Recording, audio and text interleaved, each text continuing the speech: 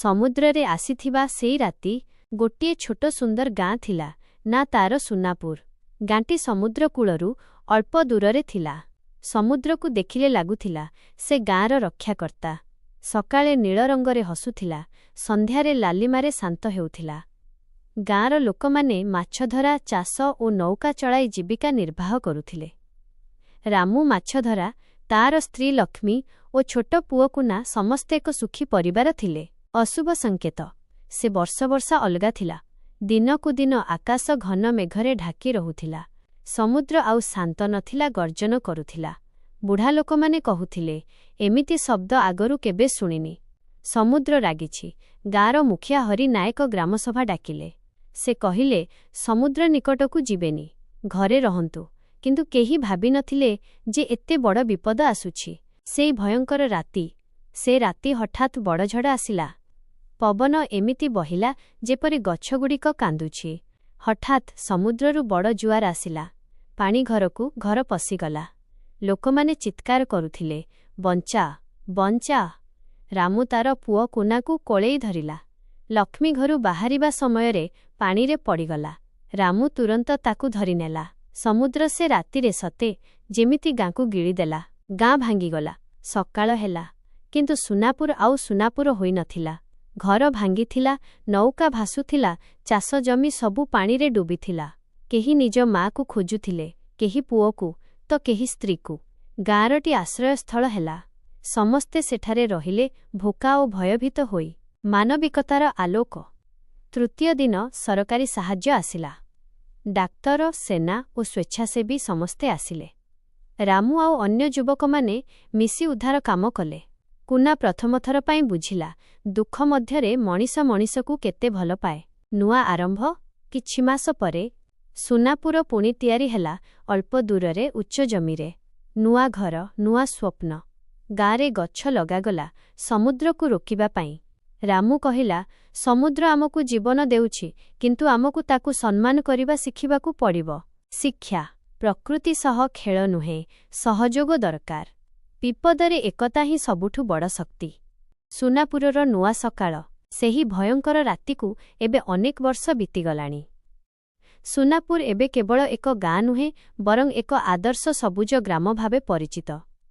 ସମୁଦ୍ର କୂଳରୁ କିଛି ଦୂରରେ ଉଚ୍ଚା ଜାଗାରେ ତିଆରି ହୋଇଥିବା ପକ୍କା ଘରଗୁଡ଼ିକ ଏବେ ସୁନାପୁରର ନୂଆ ପରିଚୟ। ସବୁଜ ବଳୟର ସୁରକ୍ଷା। କୁନା ଏବେ ଜଣେ ଯୁବକ। ସେ ବଡ଼ ହୋଇ ସହରକୁ ପାଠ ପଢ଼ିବାକୁ ଯାଇଥିଲା, କିନ୍ତୁ ନିଜ ଗାଁର ସୁରକ୍ଷା ପାଇଁ ସେ ପୁଣି ଫେରିଆସିଲା। ରାମୁ ଆଉ କୁନା ମିଶି ଗାଁ ଲୋକଙ୍କ ସହାୟତାରେ ସମୁଦ୍ର କୂଳରେ ହଜାର ହଜାର ଝାଉଁ ଓ ହେନ୍ତାଳ ବନ, ମ୍ୟାନଗ୍ରୋଭ୍ସ ଲଗାଇଛନ୍ତି। ସେହି ଛୋଟ ଗଛଗୁଡ଼ିକ ଏବେ ଏକ ବଡ଼ ଜଙ୍ଗଲରେ ପରିଣତ ହୋଇଛି, ଯାହା ଗାଁ ପାଇଁ ଏକ ପ୍ରାକୃତିକ ପାଚେରୀ ସଦୃଶ ଛିଡ଼ା ହୋଇଛି। ଟେକ୍ନୋଲୋଜି ଓ ସଚେତନତା। କୁନା ଗାଁର ଯୁବକମାନଙ୍କୁ ନେଇ ଏକ ସମୁଦ୍ର ମିତ୍ର ଦଳ ଗଠନ କରିଛି। ଏବେ ସମୁଦ୍ରର ଗର୍ଜନ ଶୁଣି ଡରିବା ପରିବର୍ତ୍ତେ ସେମାନେ ରେଡିଓ ଏବଂ ମୋବାଇଲ ଆପ୍ ଜରିଆରେ ପାଣିପାଗର ସୂଚନା ପୂର୍ବରୁ ପାଇପାରୁଛନ୍ତି। ଗାଁର ପ୍ରତିଟି ଘରେ ଏବେ ଏକ ଜରୁରୀକାଳୀନ ବ୍ୟାଗ୍ ପ୍ରସ୍ତୁତ ହୋଇ ରହିଥାଏ। ପୁଣି ଏକ ପରୀକ୍ଷା। ଦିନେ ପୁଣି ଆକାଶରେ କଳାହାଣ୍ଡିଆ ମେଘ ଢାକିଗଲା। ପବନର ବେଗ ବଢ଼ିଲା। ଗାଁର ବୁଢ଼ା ଲୋକମାନେ ପୁଣି ସେହି ପୁରୁଣା ଦିନ କଥା ଭାବି ଥରିବାକୁ ଲାଗିଲେ। କିନ୍ତୁ ଏଥର କୁନା ଆଉ ରାମୁ ସମସ୍ତଙ୍କୁ ଧୈର୍ଯ୍ୟ ଧରିବାକୁ କହିଲେ। ସମୁଦ୍ରର ବଡ଼ ବଡ଼ ଢେଉ ଆସିଲା ସତ, କିନ୍ତୁ ସେହି ସବୁଜ ଜଙ୍ଗଲ ଢେଉର ଶକ୍ତିକୁ କମାଇଦେଲା। ପାଣି ଗାଁ ଭିତରକୁ ପଶିପାରିଲାଣି। ଗାଁର ଉଚ୍ଚା ଜମି ଓ ମଜବୁତ ବନ୍ଧ ସୁନାପୁରକୁ ସୁରକ୍ଷିତ ରଖିଲା। ସକାଳ ହେଲା ବେଳକୁ ଗାଁର ଗୋଟିଏ ବି କ୍ଷତି ହୋଇନଥିଲା। ଏକତାର ବିଜୟ। ରାମୁ ସମୁଦ୍ର କୂଳରେ ଛିଡ଼ା ହୋଇ ତାର ପୁଅ କୁନାକୁ କହିଲା, କୁନା, ଆଜି ସମୁଦ୍ର ହାରିନି କି ଆମେ ଜିତିନାହୁଁ। ଆଜି ପ୍ରକୃତି ଆଉ ମଣିଷ ପରସ୍ପରକୁ ବୁଝିଛନ୍ତି। ଗାଁର ସ୍କୁଲରେ ଏବେ ପିଲାମାନେ କେବଳ ବହି ପଢ଼ନ୍ତିନି, ବରଂ ପ୍ରକୃତିକୁ କେମିତି ଭଲ ପାଇବେ ସେଇଟା ମଧ୍ୟ ଶିଖନ୍ତି। ସୁନାପୁର ଏବେ ସାରା ବିଶ୍ୱ ପାଇଁ ଏକ ଉଦାହରଣ, ଯେଉଁଠି ବିପଦ ପରେ ଶିକ୍ଷା ଓ ଏକତା ମଣିଷକୁ ପୁଣିଥରେ ହସିବାକୁ ଶିଖାଇଥାଏ। ଶିକ୍ଷା। ପ୍ରସ୍ତୁତି। ପୂର୍ବ ପ୍ରସ୍ତୁତି ହିଁ ବିପଦ ସମୟର ସବୁଠୁ ବଡ଼ ପ୍ରତିରକ୍ଷା। ସୁରକ୍ଷା। ଗଛ ହିଁ ପୃଥିବୀର ପ୍ରକୃତ କବଚ। ଧୈର୍ଯ୍ୟ। ବିପଦ ଆସିବ, କିନ୍ତୁ ଜ୍ଞାନ ଓ ସାହସ ଦ୍ୱାରା ତାକୁ ଜୟ କରାଯାଇପାରିବ। ସୁନାପୁରର ବିଜୟଗାଥା। ସମୁଦ୍ରର ବନ୍ଧୁ। ସୁନାପୁର ଏବେ କେବଳ ଏକ ଗାଁ ହୋଇ ରହିନାହିଁ, ବରଂ ଏହା ସାରା ଦେଶ ପାଇଁ ପରିବେଶ ସୁରକ୍ଷାର ମଡେଲ ପାଲଟିଛି। ଯେଉଁ ସମୁଦ୍ର ଦିନେ ସବୁକିଛି ଛଡ଼ାଇ ନେଇଥିଲା ସେହି ସମୁଦ୍ର ଏବେ ଗାଁର ସବୁଠୁ ବଡ଼ ସମ୍ପର୍କୀୟ ପାଲଟିଛି। ଜ୍ଞାନର ଆଲୋକ। କୁନା ଏବେ ସୁନାପୁରରେ ଏକ ସମୁଦ୍ର ପାଠଶାଳା ଖୋଲିଛି। ସେଠାରେ ଆଖପାଖ 10ଟି ଗାଁର ପିଲାମାନେ ଆସି ପାଠ ପଢ଼ନ୍ତି।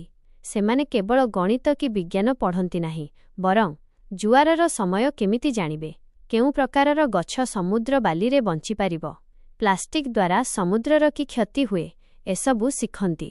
ସୁନାପୁରର ମହୋତ୍ସବ। ଗାଁରେ ପ୍ରତିବର୍ଷ ସମୁଦ୍ର ବନ୍ଦନା ଉତ୍ସବ ପାଳନ କରାଗଲା। ଏହା ଶୁଣି ଦୂରଦୂରାନ୍ତରୁ ପର୍ଯ୍ୟଟକମାନେ ଆସିଲେ। ଗାଁର ମହିଳାମାନେ ଲକ୍ଷ୍ମୀଙ୍କ ନେତୃତ୍ୱରେ ସମୁଦ୍ରର ଶାମୁକା ଓ ବାଲିରେ ତିଆରି ସୁନ୍ଦର ଗହଣା ଓ ସାଜସଜ୍ଜା ସାମଗ୍ରୀ ବିକ୍ରି କରି ନିଜ ଗୋଡ଼ରେ ଛିଡ଼ା ହେଲେ। ସୁନାପୁର ଏବେ ଆର୍ଥିକ ଦୃଷ୍ଟିରୁ ବହୁତ ମଜବୁତ ହୋଇଗଲା। ଏକ ନୂଆ ଆହ୍ୱାନ। ଥରେ ଜଣେ ବଡ଼ ସହରୀ ବ୍ୟବସାୟୀ ଗାଁକୁ ଆସିଲେ। ସେ ସେହି ହେନ୍ତାଳ ବଣ ମ୍ୟାନଗ୍ରୋଭ୍ସ କାଟି ସେଠାରେ ଏକ ବଡ଼ ହୋଟେଲ ଓ କାରଖାନା କରିବାକୁ ପ୍ରସ୍ତାବ ଦେଲେ। ସେ ଗାଁ ଲୋକଙ୍କୁ ବହୁତ ଟଙ୍କାର ଲୋଭ ଦେଖାଇଲେ।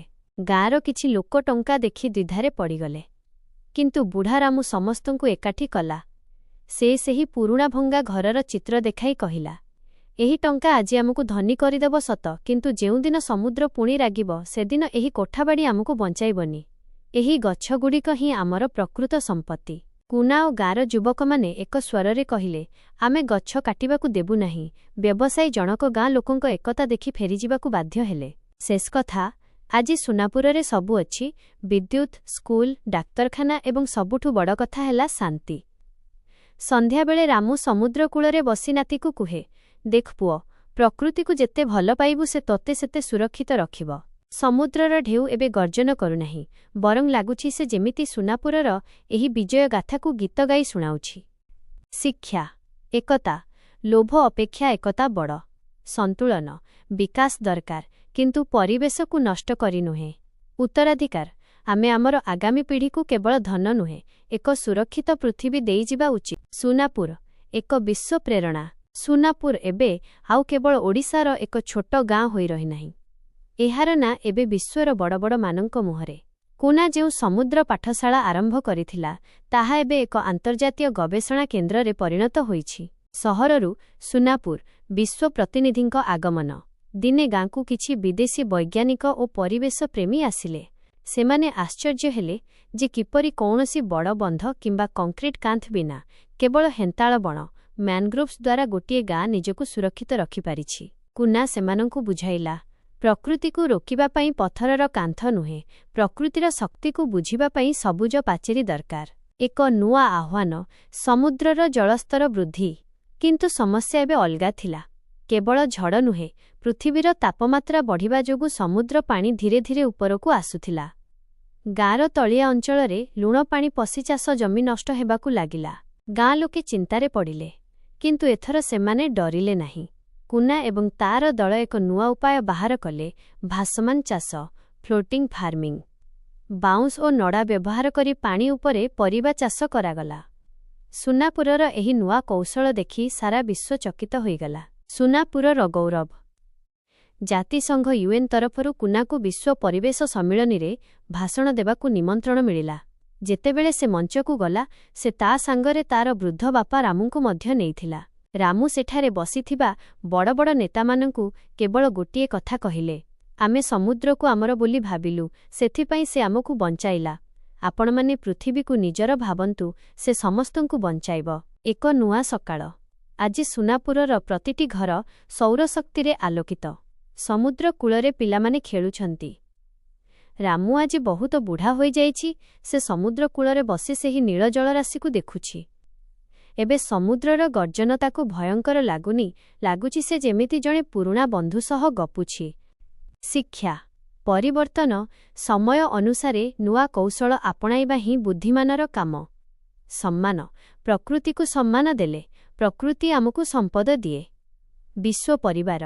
ଗୋଟିଏ ଛୋଟ ଗାଁର ସଫଳତା ସାରା ବିଶ୍ୱକୁ ବାଟ ଦେଖାଇପାରେ। ସୁନାପୁର ଅନନ୍ତ ଯାତ୍ରା। ଅନେକ ବର୍ଷ ବିତିଗଲାଣି। ରାମୁ ଏବେ ଏହି ଦୁନିଆରେ ନାହାନ୍ତି, କିନ୍ତୁ ଗାଁର ପ୍ରତିଟି ଗଛ ଏବଂ ପ୍ରତିଟି ପିଲାର ହସରେ ସେ ଆଜି ବି ଜୀବିତ। କୁନା ଏବେ ବୃଦ୍ଧ, କିନ୍ତୁ ତାର ଆଖିରେ ସେହି ପୁରୁଣା ଚମକ ଏବେ ବି ଅଛି। ଏବେ ଗାଁର ଦାୟିତ୍ୱ ନେଇଛି କୁନାର ଝିଅ ସାଗରିକା। ନୂଆ ପିଢ଼ିର ସଂକଳ୍ପ। ସାଗରିକା ଜଣେ ସାମୁଦ୍ରିକ ବିଜ୍ଞାନୀ, ମ୍ୟାରିନ୍ ସାଇଣ୍ଟିଷ୍ଟ। ସେ ସହରରେ ରହି ବଡ଼ ଚାକିରି କରିପାରିଥାନ୍ତା, କିନ୍ତୁ ସେ ବାଛିଲା ନିଜ ଗାଁକୁ। ସେ କୁହେ, ମୋ ଜେଜେବାପା ରାମୁ ସମୁଦ୍ର ସହ ଲଢ଼ିବା ଶିଖାଇଥିଲେ, ମୋ ବାପା କୁନା ସମୁଦ୍ର ସହ ବଞ୍ଚିବା ଶିଖାଇଲେ, ଆଉ ମୁଁ ସମୁଦ୍ରକୁ ସୁସ୍ଥ ରଖିବା ଶିଖାଇବି। ସାଗରିକା ଗାଁରେ ଏକ ଡିଜିଟାଲ ସୁନାପୁର ମ୍ୟୁଜିୟମ ତିଆରି କଲା, ଯେଉଁଠି ସେହି ଭୟଙ୍କର ରାତିରୁ ଆରମ୍ଭ କରି ଆଜି ପର୍ଯ୍ୟନ୍ତର ସବୁ ସଂଗ୍ରାମର କାହାଣୀ ଲିପିବଦ୍ଧ ହୋଇ ରହିଛି। ବିପଦରେ ସାହାଯ୍ୟର ହାତ। ଥରେ ପଡ଼ୋଶୀ ଦ୍ୱୀପରେ ଏକ ଭୟଙ୍କର ସାମୁଦ୍ରିକ ଝଡ଼ ଆସିଲା। ସେଠାକାର ଲୋକମାନେ ସବୁକିଛି ହରାଇ ବସିଲେ।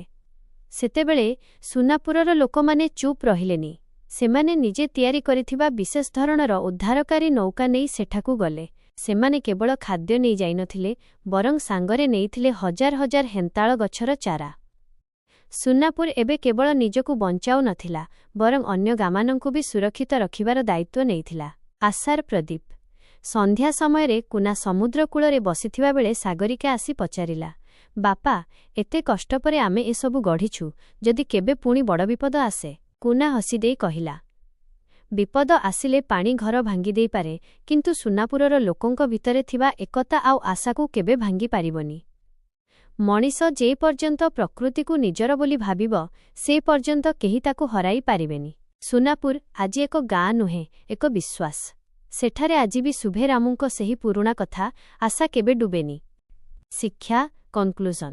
ଉତ୍ତରାଧିକାର, ସଂସ୍କାର ଏବଂ ସଂଗ୍ରାମର କାହାଣୀ ପର ପିଢ଼ିକୁ ଶିଖାଇବା ଜରୁରୀ। ନିଃସ୍ୱାର୍ଥପର ସେବା। ନିଜେ ସୁରକ୍ଷିତ ହେବା ପରେ ଅନ୍ୟକୁ ସୁରକ୍ଷା ଦେବା ହିଁ ପ୍ରକୃତ ମାନବିକତା। ଶାଶ୍ୱତ ବିଜୟ। ପ୍ରକୃତି ଏବଂ ମଣିଷ ମଧ୍ୟରେ ଯେତେବେଳେ ପ୍ରେମ ଥାଏ, ସେତେବେଳେ ଜୀବନ ସୁନ୍ଦର ହୁଏ। ସୁନାପୁରର ଭବିଷ୍ୟତ ବଦଳି ଯାଇଛି ଏବଂ ଏହା କେବଳ ଏକ ଗାଁ ନୁହେଁ, ବରଂ ଏକ ନୀଳ ସ୍ୱର୍ଗରେ ପରିଣତ ହୋଇଛି। ସୁନାପୁର, ସମୁଦ୍ରର ସ୍ୱପ୍ନ, ଦ ବ୍ଲୁ ଡ୍ରିମ୍। ବର୍ଷ 2050। ସୁନାପୁର ଏବେ ବିଶ୍ୱର ପ୍ରଥମ ସମ୍ପୂର୍ଣ୍ଣ ପ୍ରାକୃତିକ ସ୍ମାର୍ଟ ଗ୍ରାମ। ସାଗରିକାଙ୍କ ନେତୃତ୍ୱରେ ଗାଁଟି ଏମିତି ଭାବେ ଗଢ଼ା ହୋଇଛି, ଯେଉଁଠି ପ୍ରକୃତି ଏବଂ ବିଜ୍ଞାନ ହାତ ଧରାଧରି ହୋଇ ଚାଲୁଛନ୍ତି। ନୀଳ ଅର୍ଥନୀତି, ବ୍ଲୁ ଇକୋନୋମି। ସୁନାପୁରର ପିଲାମାନେ ଏବେ ସମୁଦ୍ର ଭିତରେ ଚାଷ କରୁଛନ୍ତି। ନା ମାଛ ନୁହେଁ, ସେମାନେ ସାମୁଦ୍ରିକ ଘାସ, ସିୱିଡ୍ ଏବଂ ମୋତି ଚାଷ କରୁଛନ୍ତି। ସମୁଦ୍ର କୂଳରେ ଲାଗିଥିବା ବିଶେଷ ପ୍ରକାରର ଯନ୍ତ୍ର ସମୁଦ୍ରର ଢେଉରୁ ବିଦ୍ୟୁତ୍ ତିଆରି କରୁଛି। ଗାଁର ପ୍ରତିଟି ଡଙ୍ଗା ଏବେ ସୌରଶକ୍ତିରେ ଚାଲୁଛି। ନା ତେଲର ଦରକାର, ନା ଶବ୍ଦ ପ୍ରଦୂଷଣ। ସମୁଦ୍ରର ଗୁଞ୍ଜନ। ସାଗରିକା ଏକ ନୂଆ ଟେକ୍ନୋଲୋଜି ତିଆରି କରିଛି, ଯାହାର ନାଁ ସେ ରଖିଛି ରାମୁବାଣୀ।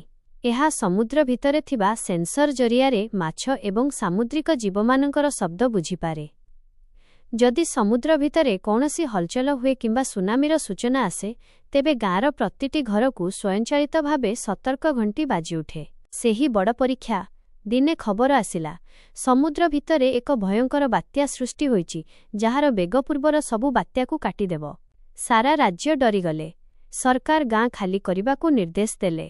କିନ୍ତୁ ସାଗରିକା ଏବଂ କୁନା ଶାନ୍ତ ଥିଲେ। ଗାଁ ଲୋକେ ଏକାଠି ହେଲେ। ସେମାନେ ନିଜେ ଲଗାଇଥିବା ଘଞ୍ଚ ହେନ୍ତାଳ ବଣ, ମେନଗ୍ରୋଭ୍ ୱାଲ୍ ଉପରେ ସେମାନଙ୍କର ପୂର୍ଣ୍ଣ ବିଶ୍ୱାସ ଥିଲା। ବାତ୍ୟା ଆସିଲା, କୂଳରେ ମାଡ଼ି ହେଲା, କିନ୍ତୁ ସେହି ଗଛଗୁଡ଼ିକ ଏକ ସୈନିକ ପରି ବାତ୍ୟାର ବେଗକୁ ଶୋଷିନେଲେ। ସୁନାପୁରର ଗୋଟିଏ ବି ଘରୁଟିଏ ଖସିଲା ନାହିଁ। ଆମର ସନ୍ଦେଶ, ବାତ୍ୟା ପରେ ପୁଣି ସୂର୍ଯ୍ୟ ଉଇଁଲା। ସାଗରିକା ତାର ବୃଦ୍ଧ ବାପା କୁନାଙ୍କୁ ଧରି ସମୁଦ୍ର କୂଳକୁ ଗଲା। କୁନା ବାଲି ଉପରେ ବସି ନିଜ ଜେଜେବାପା ରାମୁଙ୍କ ପୁରୁଣା ମାଛଧରା ଜାଲକୁ ଛୁଇଁଲେ। ସେ ଆକାଶକୁ ଚାହିଁ କହିଲେ, ଆମେ ସମୁଦ୍ରକୁ ଡରିବା ଛାଡ଼ିଦେଇଛୁ, କାରଣ ଆମେ ସମୁଦ୍ରକୁ ମା ପରି ସମ୍ମାନ ଦେବା ଶିଖିଗଲୁ। ଯେଉଁଠି ସମ୍ମାନ ଥାଏ, ସେଠି ଭୟ ପାଇଁ ସ୍ଥାନ ନଥାଏ। ସୁନାପୁର ଏବେ ପୃଥିବୀ ପାଇଁ ଏକ ଜୀବନ୍ତ ଉଦାହରଣ ଯେ ମଣିଷ ଚାହିଁଲେ ପ୍ରକୃତିକୁ ନଷ୍ଟ ନକରି ମଧ୍ୟ ଉନ୍ନତି କରିପାରିବ। ଶିକ୍ଷା, ଦ ଅଲ୍ଟିମେଟ୍ ଲେସନ୍। ସମ୍ମାନ। ପ୍ରକୃତିକୁ ଜୟ କରିବା ଅପେକ୍ଷା ତା ସହ ବଞ୍ଚିବା ଶିଖିବା ହିଁ ପ୍ରକୃତ ସଫଳତା। ଆଧୁନିକତା। ବିଜ୍ଞାନ ଯେତେବେଳେ ପ୍ରକୃତିର ରକ୍ଷା କରେ, ସେତେବେଳେ ସମାଜର ମଙ୍ଗଳ ହୁଏ। ଅମରତ୍ୱ। ମଣିଷ ଚାଲିଯାଏ, କିନ୍ତୁ ତାର ଭଲ କାମ ଏବଂ ଲଗାଇଥିବା ଗଛ ପିଢ଼ି ପିଢ଼ି ଧରି ବଞ୍ଚି ରହେ। ସୁନାପୁରର ଏହି ମହାଯାତ୍ରା ଏବେ ସମ୍ପୂର୍ଣ୍ଣ ହୋଇଛି।